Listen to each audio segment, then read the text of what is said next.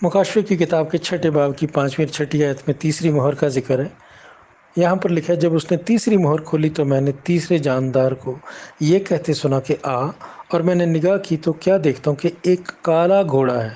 اور اس کے سوار کے ہاتھ میں ایک ترازو ہے، اور میں نے گویا ان چاروں جانداروں کے بیچ میں سے یہ آواز آتی سنی کہ گیہوں دینار کے سیر بھر اور جو دینار کے 3 سیر اور تیل اور میں کا نقصان نہ کر۔ آمین۔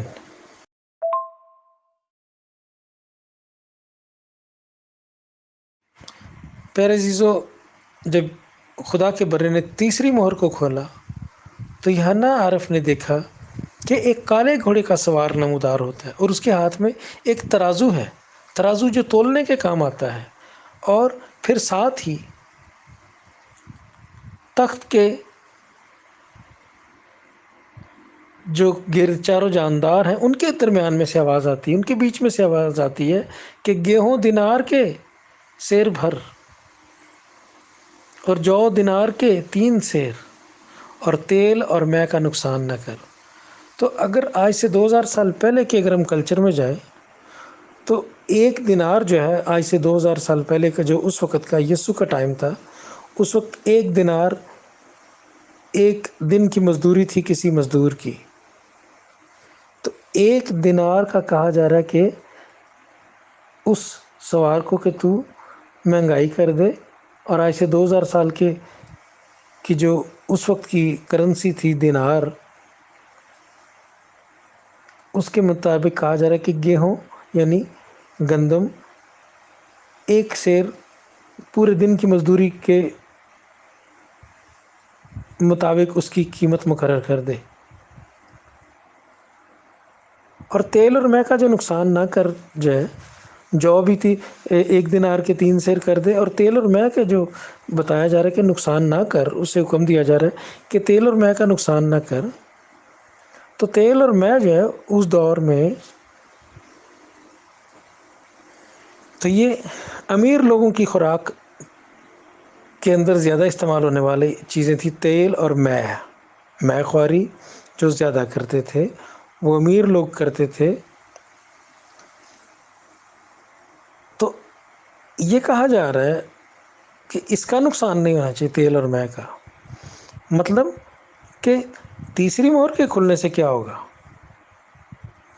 کہ غریبوں کے لیے تو چیز خریدنا تقریباً ناممکن ہو جائے گا، بھوک اور افلاس آ جائے گی، مہنگائی اس قدر بڑھ جائے گی کہ چیزیں لوگوں کے لیے خریدنا ناممکن ہو جائے گا۔ لیکن امیر لوگوں کی جو خوراک ہے، جو ان کی چیزیں ہیں، وہ ان کا سسٹم جو ہے ویسے ہی چلتا رہے گا۔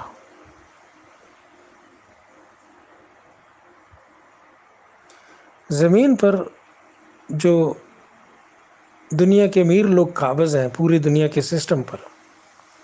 ان کو اس سے کوئی خاص نقصان نہیں ہونے والا اس دور میں، کیونکہ وہ اپنے جیب میں جو کچھ ان کے ہوگا اس سے سب کچھ چلاتے رہیں گے، اپنے آپ کو پالتے رہیں گے۔ لیکن دنیا کی جو سب سے زیادہ بڑی آبادی کا حصہ وہ ہے غریب لوگ۔ تو غریب لوگ جو ہیں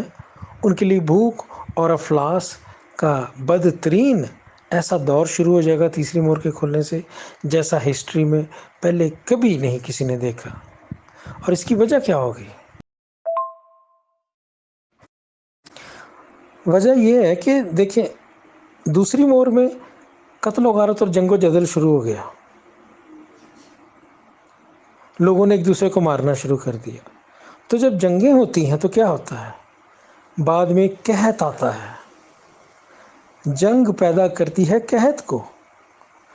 ابھی دیکھ لیں، آج آپ اور میں جس زمانے میں رہ رہے ہیں، یوکرین کی جنگ نے ایک ایسی تباہی دنیا میں لے آئی ہے، اتنا جو ہے وہ نقصان ہمیں اس میں نہیں نظر آیا جتنا کووڈ نے دنیا کا ہم سمجھ رہے کیا تھا۔ لیکن یہ یوکرین کی جو جنگ ہے، اس نے پوری دنیا میں فوڈ پرائسز کو بہت اوپر لے گئی ہے۔ تیل اور گیس کی جو پرائسز ہیں وہ اتنی اوپر چلی گئی ہیں کہ مجھے 20 سال سے زیادہ ہو گیا ہے یورپ میں رہتے ہوئے، اور ہم نے 20 سال کے بعد پہلی مرتبہ دیکھا یہاں پر کہ مہنگائی ہوئی ہے اور شدید ترین مہنگائی ہوئی ہے۔ تو جو تھرڈ ورلڈ کنٹریز ہیں، جو نسبتاً غریب ملک ہے، جہاں انفراسٹرکچر بھی اچھا نہیں، تو وہاں تو اور بھی بدترین حالات اس یوکرین کی جنگ کی وجہ سے دنیا میں آ چکے ہوں گے۔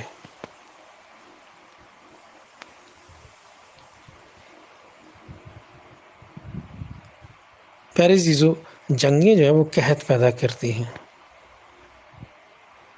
اس کے بعد، جنگ کے بعد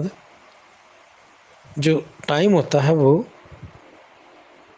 فوڈ کرائسس کا ہوتا ہے۔ تو یہی تیسری مہر میں ہوگا کہ شدید جنگ و جدل کے بعد دنیا میں جو سب سے بڑی مصیبت پیدا ہو جائے گی وہ ہوگی کھانے پینے کی چیزیں جو ہیں وہ لوگوں کی پہنچ سے باہر ہو جائیں گی۔ یہ تیسری مہر کرے گی جب وہ کھلے گی۔